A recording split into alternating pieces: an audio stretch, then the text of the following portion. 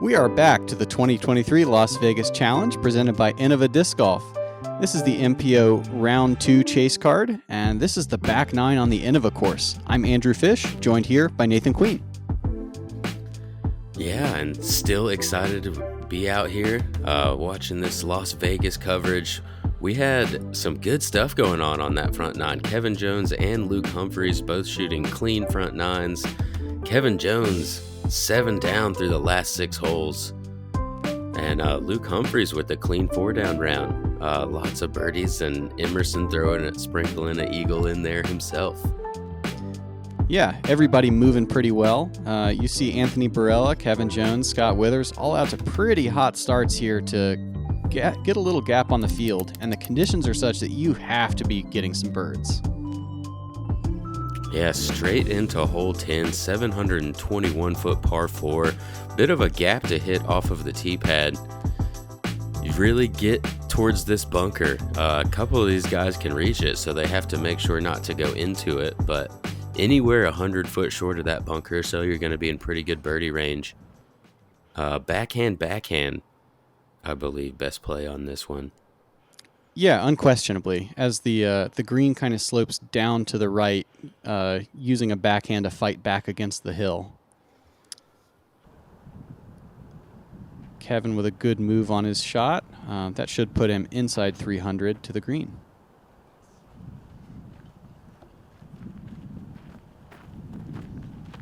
Yeah, nice and smooth there from Luke Humphries. Liked it out of his hand. Gets a roll over to that left side, but doesn't really change too much. May have to throw a bit of a flatter shot now rather than as much of a hyzer. Keith, I believe this is a bayonet. Never quite snaps up to flat, so that tracks to the left side. Plenty of room over there, and he should be able to find a way to throw across the green now.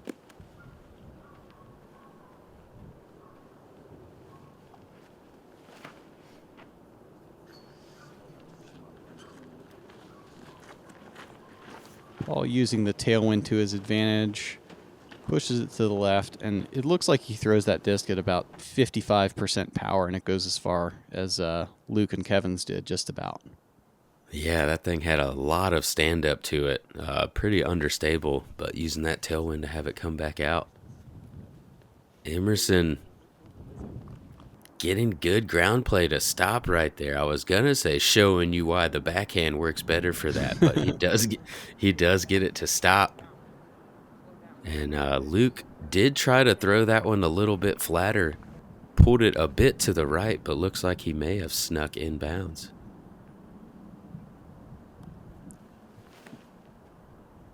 McBeth, pure hyzer with the zone. I like this play. He's giving it the width, but only one angle.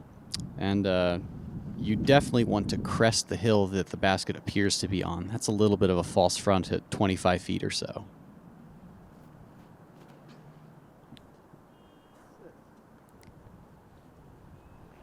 And Kevin just going to throw a putter in. Gets himself a 20-foot tailwind putt.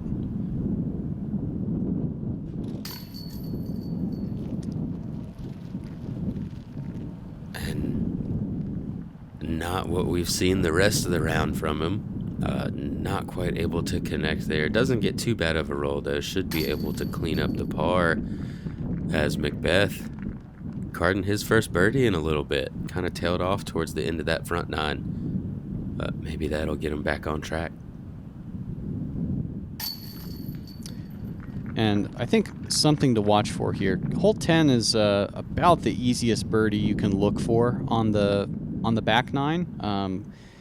In general, this set of holes is going to be significantly harder to score on than the front. Requires more distance, has a little bit more danger, some bunkers and out of bounds more in play.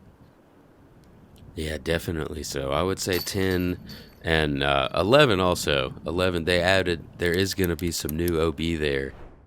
But still one I think you want to get. For sure. 11, they call it this the Brown hole due to one of the local club members buying a house nearby and his name being Brown.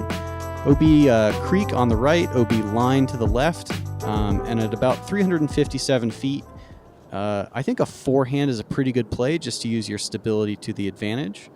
But backhand putter or mid can work as well, depending on wind. And just a easy little flick of the wrist there. It didn't look like he did anything to throw that, and just pins it. Great shot from Emerson. Yeah, very economical. I mentioned it in the front, how smooth his wrist action is. Paul going to a Luna, it would appear.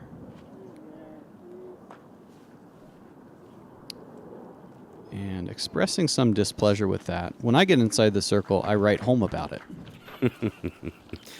Yeah, out of his hand, it did look just a bit turned over, or maybe slightly nose down, rather, and not turned over. Just didn't really get the carry that he was wanting out of it.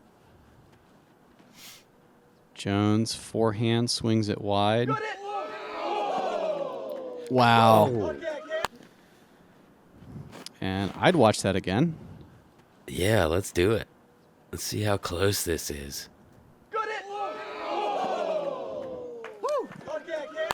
Man, without that little elevation that they've got, the little nice stair steps to the basket, that was almost chain height crossing by. Yeah, could have gone home.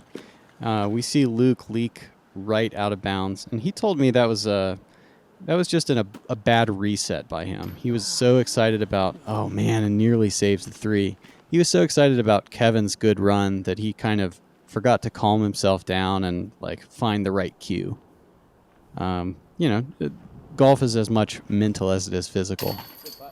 Yeah, I think we could kind of go back to Emerson on hole 6 and 7. He missed that putt and was able to collect himself before another death putt on hole 7. So yeah, just for sure.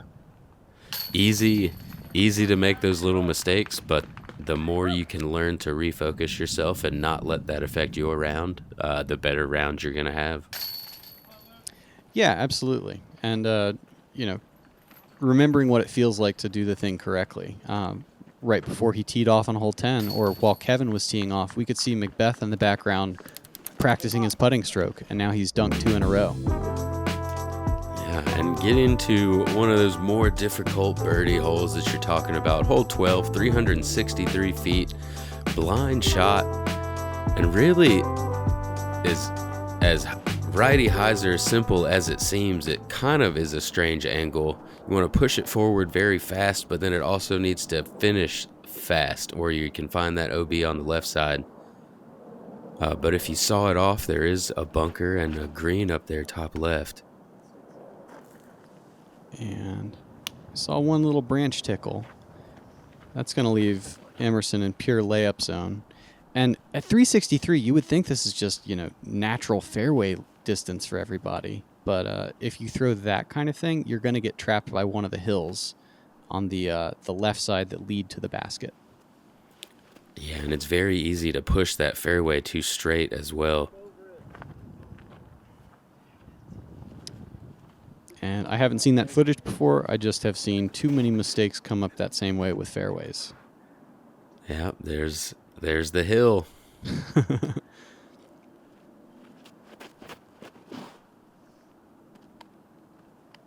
Kevin slinging it straight. He's going to need a hyzer finish to skip here. And circle 2, giving Jump Putt Jones another opportunity.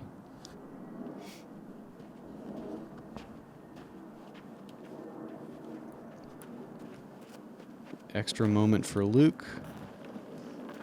And I like the height of this one better. I think it's a little bit inside. But even that can kind of work. Yeah, it looks like he's going to have a look up there. But the height of that one really lets you, if he could have pulled that out to the right, it's going to make sure you miss those hills and kind of slow you down from finding that cart path off to the right as well. Good soft landing for McBeth. He'll be looking at a 3. And Kevin, so committed.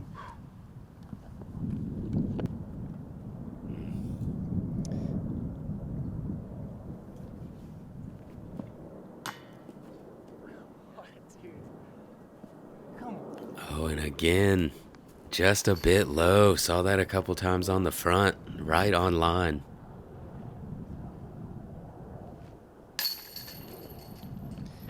Yeah, Humphries hasn't really made any huge critical mistakes. It's just not putting together the bonuses. Hey guys, Paul McBeth here. If you get a chance, go over to check out paulmcbethfoundation.org. We got some cool projects coming up. We can always use donations, whether it's financial, discs, or even just manpower. Anything helps, so check out paulmcbethfoundation.org.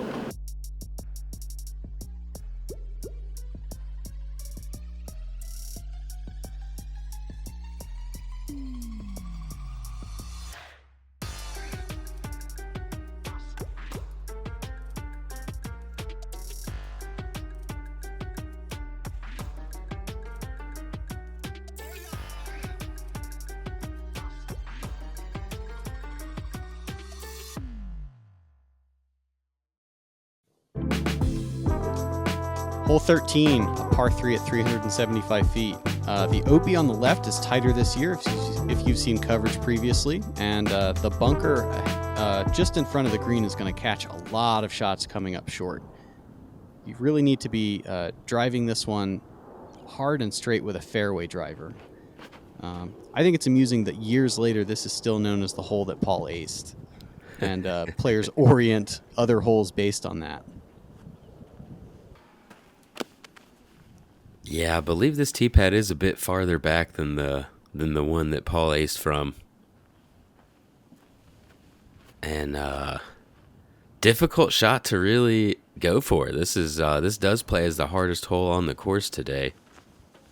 And that right there is why this is a difficult shot to really go for, especially with them moving that OB in on the left side. It's blind, so you really have to know your distance. I like this play from Kevin. Spike hyzer and take your easy par. Yeah, Kevin said there were a few holes with the changes they've made that he's not going to go for anymore. And at this point, he's got a lot in the bank, so no sense taking kind of the riskier play.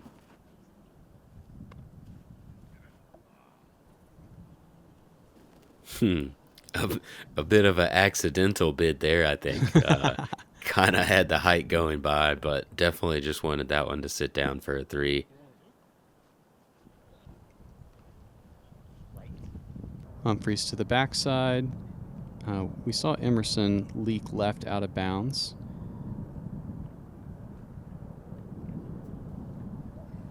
And tough to give that full bid perhaps from 45 or so.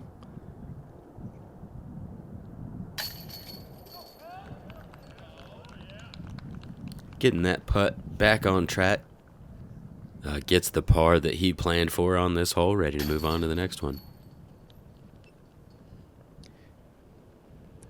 And we saw kind of a risk-reward decision there by Paul to go for that shot. And because he threw it almost perfectly, he gets a 20-footer, and that's a par.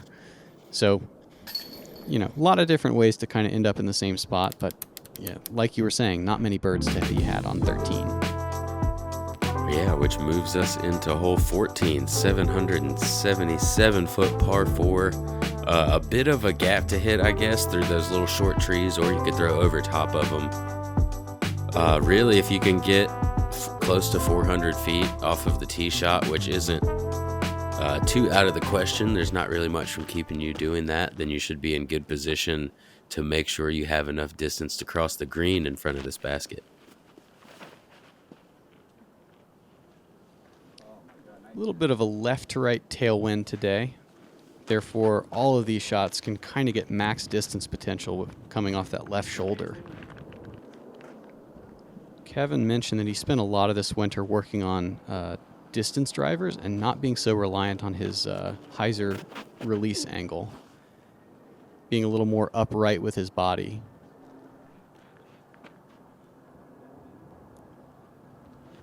And well in position, center cut. Yeah, 2 textbook drives there. Say you could really approach this green or this basket with a forehand or a backhand. I'm not sure one plays better than the other, just whatever you're more comfortable with. For sure. And, kind of using the center of the green as your aim point and then letting the hill be a big a big backstop for you. Certainly wise to disc up by one and just throw it low and hard. Yeah, anytime you've got that backstop where you know something's going to slow you down, the lower the better. As long as you don't dig it into the ground, bury it. I like this. And Luke clears the green, gets himself a 12-foot look. Keith is going to be on the left side with a low ceiling. And yikes. Oh, no. Big mistake there. Yeah, so well back, now throwing 4. Paul, not thrilled with that. He said he was kind of being a little too finessey with his fairway drivers, especially.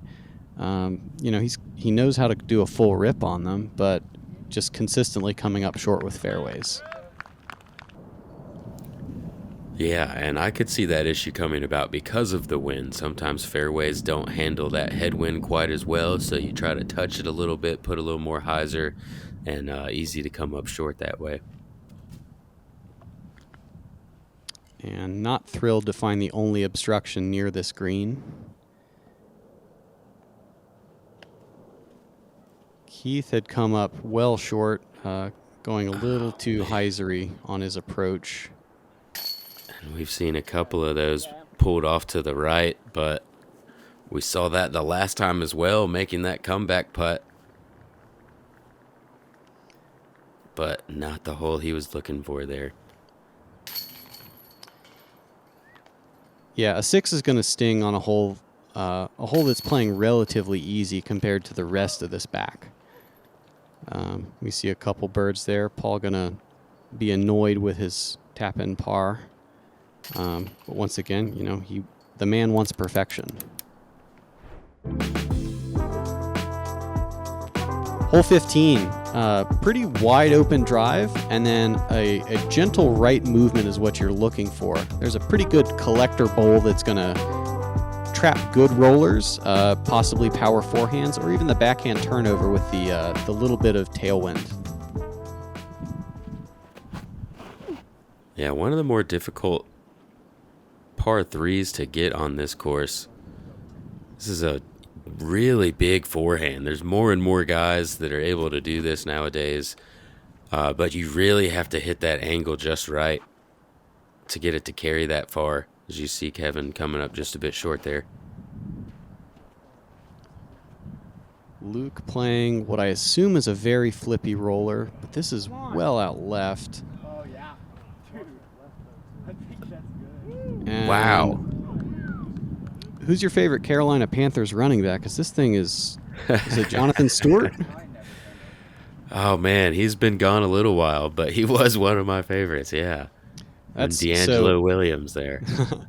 So Humphries ends up long OB. I felt like he did everything right, just quite didn't get the ground play you would want. Yeah, he, like you said, you called that out left to start, and it came all the way back right and then kept on going. Was probably expecting it to curl, as you see Paul coming up a bit short with that forehand also. Keith committing to the force over shot here, and What a tracks shot. into the bowl.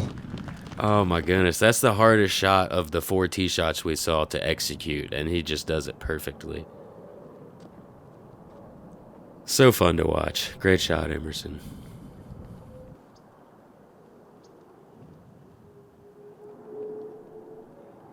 McBeth, this is kind of asking for a lot if he's running it. And he did ask. He was knocking on that door. And same deal for KJ. He does have the crosswind that would knock down his hyzer putt, you would hope.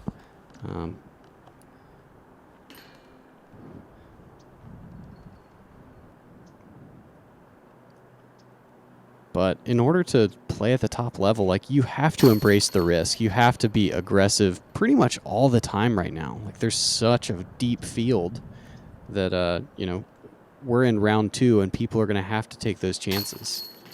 Yeah, the talent rise in the last few years is just amazing, really. Where you have to run those death putts if you want to be towards the top, you have to take those chances that could put you back into the 25th or into the 50th. I just think the plastic is very premium. It's a high quality material. The way the disc feels in my hand. I think it's the quality of plastic. It's unlike any other plastic that you'll find in the industry. The quality is better than any other company out there. Again, just consistent plastic. It's something I can consistently trust on every single throw. There's so many discs to choose from, and I guarantee if you tried every disc in the lineup, you're gonna want to put multiple discs in your bag. It's extremely high quality. You can only say so much, they have to eventually just try it themselves and see. McBeth at 69. I just told myself, you just got to will this one in there. Whatever you have, just will it in there. This man is unbelievable.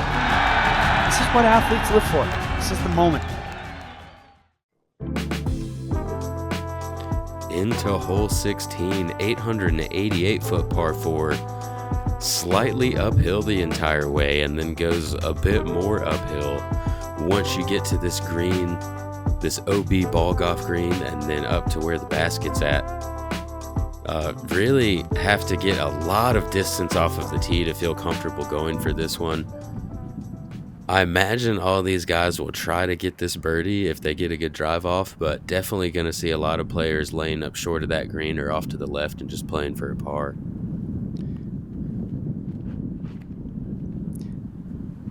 And Nathan, this may be a lefty-righty kind of thing, where a hole like this, if it was mirrored, would, even at 888, it might play relatively easy because you could throw a hyzer into the green.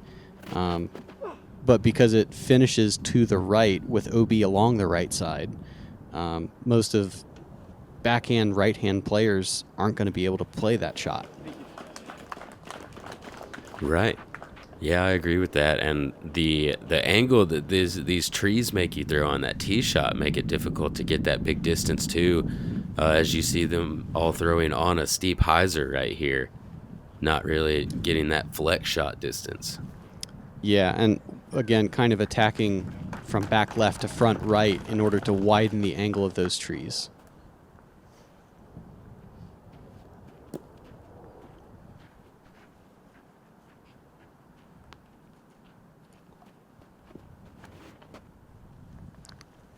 Luke doesn't do that. He makes a liar out of me, but still a very effective tee shot.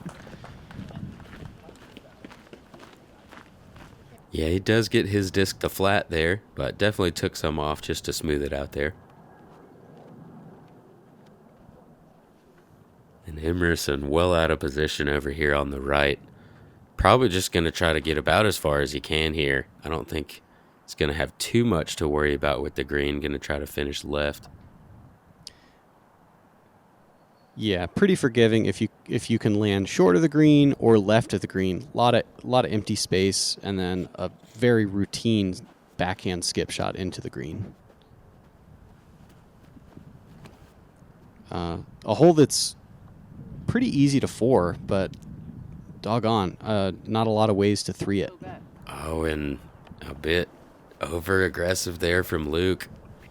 Trying to go for it and turns it over too much, ends up out of bounds. Bogey at best.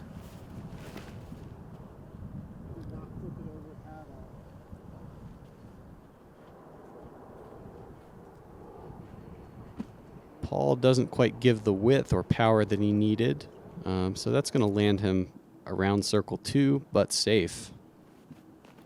Yeah, that's kind of in between a go for it shot and a layup. And just a layup here from Kevin. Yeah, this is another hole that he specifically called out as one he wasn't going to attack. Just making good golf decisions. We kind of, I think Kevin burst onto the scene as like this hyper aggressive, awesome hyzer flip player. And like, this is a maturation if he's able to, pick apart courses this way. Absolutely, and the stats would prove him correct. Only 10% of the field getting a birdie on this hole, and 24% taking bogey or above. So getting that par, he's not really losing any strokes to, especially on this card. He did not lose any strokes to anybody. So very smart play. McBeth, a good stab from the backside. There is some out of bounds back there, but didn't find it. Hey everybody, Emerson Keith here with Team Lone Star. I wanted to let y'all know about my new tour series this year. I have the Bayonet, I have the Frio, I also have a BB6 that I don't have on me, but these are going to come in the Founders plastic, and be on the lookout on the Lone Star website for these to come out. You won't want to miss it. Hole 17, 516, par 3. There was a decently favorable wind today, a little bit of tailwind. There's out of bounds left, kind of some obstacles to the right, but if you're going to miss, you need to make sure you turn this shot over too much.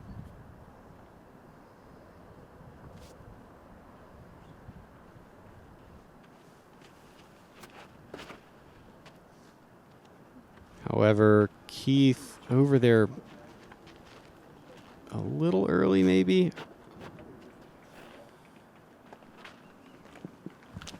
Yeah, I couldn't quite tell where that one ended up at. But this is one of those holes I look at and just kind of ask myself why. Why do I have to try to throw this far?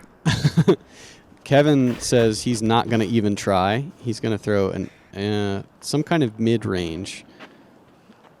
Again, just a good golf play.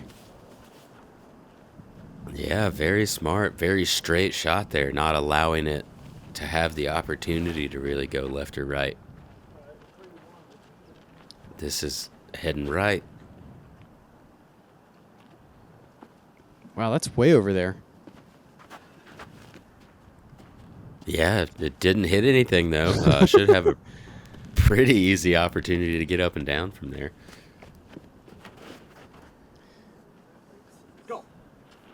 Humphries with exactly the shape you want, but not seeming to have the power or distance. Or power or height, I should say. Yeah, I think maybe a bit more height, and he could have got up there close to circle one. Look at that little touch shot from Kevin. He didn't even follow through. He was just...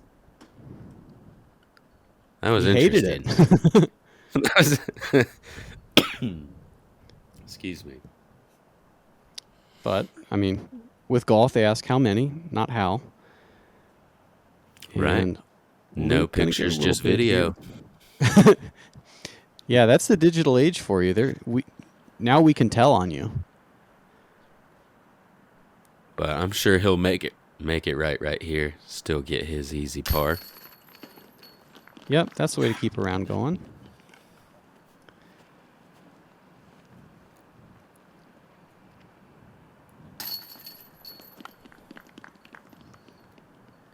Emerson also with the par. And that's basically what you're going to see on this hole. Unless you're with one of those few guys that are in the mindset and the position on the course to go for it, and not always something you need to do. But that brings us to the iconic finishing hole here on the Innova course, 720-foot par 4. Gonna see a lot of players try to get to this area now, across that cart path, to try to make this upshot easier, as there is a lot of OB around this basket. A green short, and then you see the water hazards all around it, and rock hazards. Great finishing hole.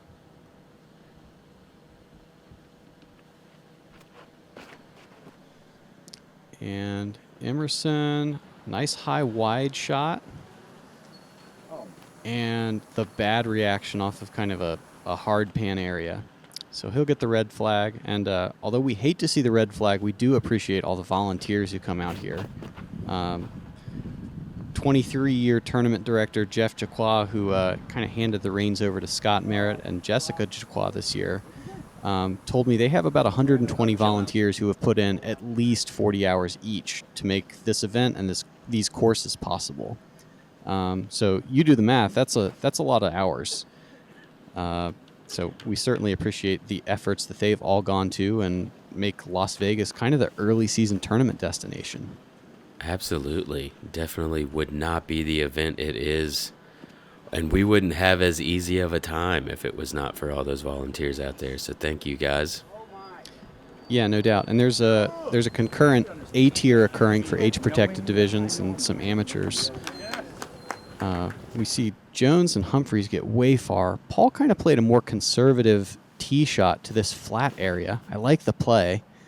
That means he's got to be more aggressive with a force on his second. And does so pretty nicely. Doesn't quite get as much of a skip as I think he was hoping for there, but is going to have a birdie look. As Emerson is trying to get up and down to save his par, and he's done so fantastically. What a shot after some bad ground play. He never even really threw a bad shot on that hole. Yeah, you see Paul's choice to do that makes his second shot harder, whereas Kevin's going to be able to just kind of spin a backhand in. Another really solid hole and provides a lot of drama. Yeah, you can risk it all on the first shot, or you can risk it all on the second shot. If you don't execute either one, you're risking it all on both of them. Yeah, absolutely. Humphries able to stay safe on that missed putt. And McBeth going to close out with a birdie. Kind of a slow back for him, but a good finish. Puts him with a 7-down round. Tied for 6th with about a dozen other people. Yeah. Yeah, it seems like the field is staying tight so far. We had a few players reach out and get some hot rounds, but a lot of players kind of staying around that area, just kind of in the mix, giving themselves an opportunity. So Emerson is going to birdie hole 18. I guess he did stay inbounds over there. Yeah, he may well have, yeah. So stays inbounds and finishes his round at 4 under par. Oh my goodness.